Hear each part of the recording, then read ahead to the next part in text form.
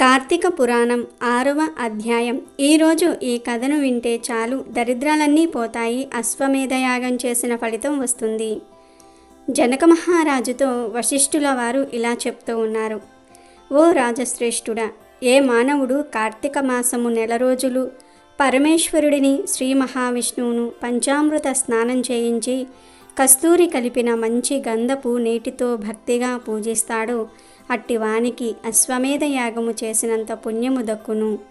అటులనే ఏ మానవుడు కార్తీక మాసమందు దేవాలయమందు దీపారాధన చేస్తూ ఉంటాడో వానికి కైవల్యము ప్రాప్తించును. దీపదానం ఎలా చేయాలంటే, పైడి పత్తి తానే స్వయముగా తీసి శుభ్రపరిచి వత్తులు చేయవలెను. వరి పిండితో గాని గోధుమ పిండితో గాని ప్రమ్మిదవలే చేసి వత్తులు వేసి ఆవు నెయ్యి వేసి దీపం వెలిగించి ఆ ప్రమ్మిదను బ్రాహ్మణునికి దానం ఇవ్వాలి. శక్తి కొలది దక్షిణ కూడా ఇవ్వాలి.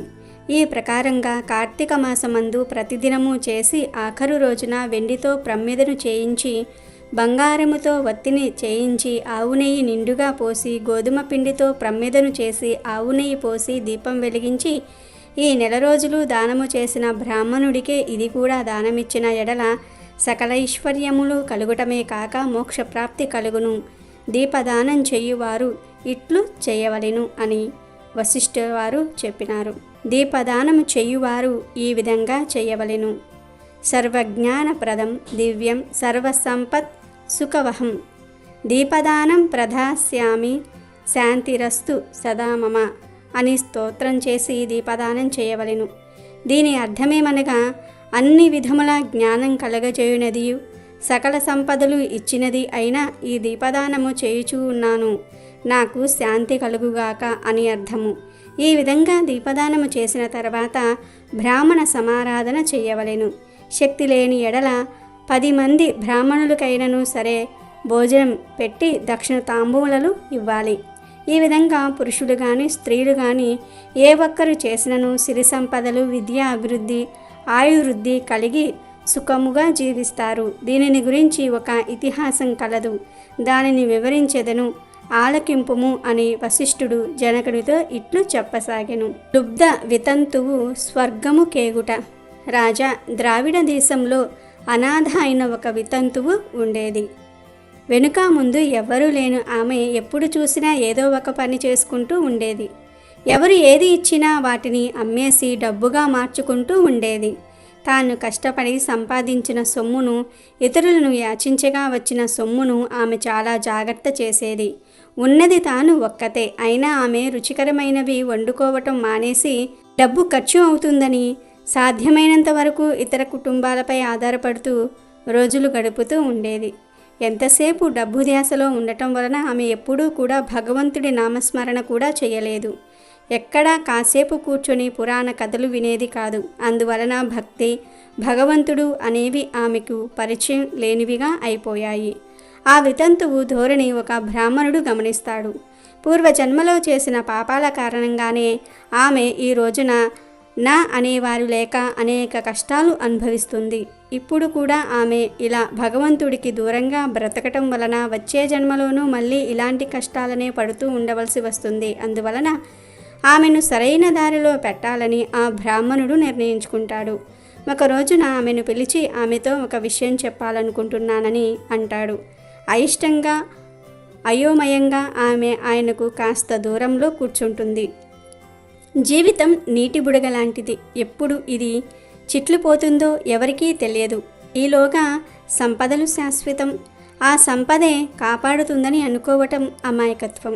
అందుకోసం డబ్బు గురించిన ఆలోచన చేస్తూ ఎంతో విలువైన మానవ జీవితాన్ని వృధా చేసుకుంటూ ఉన్నావు. మానవ జన్మ అంత తేలికగా దొరికేది కాదు. ఎంతో పుణ్యం చేసుకుంటేనే తప్ప మళ్ళీ లభించదు. ఆ పుణ్యం చేసుకునే అవకాశం కూడా మానవులకు మాత్రమే ఉంది. అందువలన తాత్కాలికమైన సంపదలను గురించి కాకుండా శాశ్వతమైన భగవంతుడి అనుగ్రహం కోసం ప్రయత్నించమని చెప్తాడు.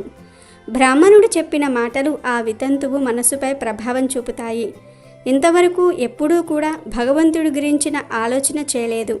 భగవంతుని గురించిన 4 మంచి మాటలు వినలేదు. ఆయన ముందు నిలబడి నమస్కరించలేదు. జీవితంలో యాచించటం కోసం వెళ్ళి ఒక్కో ఇంటి ముందు ఎంతోసేపు నిలబడ్డాను. ఎవరో ఒకరు ఇంట్లో నుంచి వచ్చి ఏదో ఒకటి ఇచ్చే వరకు పిలిచాను. ఇలా వచ్చే వరకు ఆ వాకిట్లో నుంచి కదిలేదానిని కాదు, కానీ అన్నీ ఇచ్చే ఆ భగవంతుణ్ణి వదిలేసి అందరి ఇళ్లకు తిరిగాను. నిజంగా ఇది ఎంత అమాయకత్వం! యాచన కోసం ఒక్కో ఇంటి ముందు నిలబడే సమయం నేను గుడిలో భగవంతుడి సన్నిధిలో నిలబడితే ఎంత బాగుండేది. నా పరిస్థితి తలుచుకుని బాధపడుతూ అందరి ఇళ్లకు తిరిగే బదులు ఆ భగవంతుడికి నా కష్టాలు చెప్పుకుని ఉండవలసింది కదా. వెలుగు వైపు వెళ్లకుండా చీకట్లోనే తిరిగే వాళ్లను మూర్ఖులనే కదా అంటారు. అలాంటి మూర్ఖత్వపు పనులే కదా నేను చేసింది అనుకుంటుంది ఆ వితంతువు. ప్రతిరోజు ఎంతోమంది తనను చేదరించుకుంటున్నారు, కానీ తనను ఆశ్రయించిన వారిని భగవంతుడు ఎప్పుడూ అసహించుకోడు కదా. తనను అడిగారు కదా అని ఆయన ఎవరినీ ఎప్పుడూ కూడా చులకనగా చూడడు కదా. భగవంతుడు దయామయుడు. పుణ్య కార్యాల ద్వారానే ఆయన మనసు గెలుచుకోవాలి. రేపటి కోసం అన్నట్లుగా ఇప్పటి వరకు ఎలా డబ్బు దాచుకుంటూ వచ్చానో అలాగే వచ్చే జన్మ కోసం అన్నట్టుగా పుణ్యాన్ని సంపాదించుకోవాలి. అందుకు ఆ బ్రాహ్మణుడు చెప్పినట్లుగా కార్తీక వ్రతాన్ని ఆచరించాలి అనుకుంటుంది.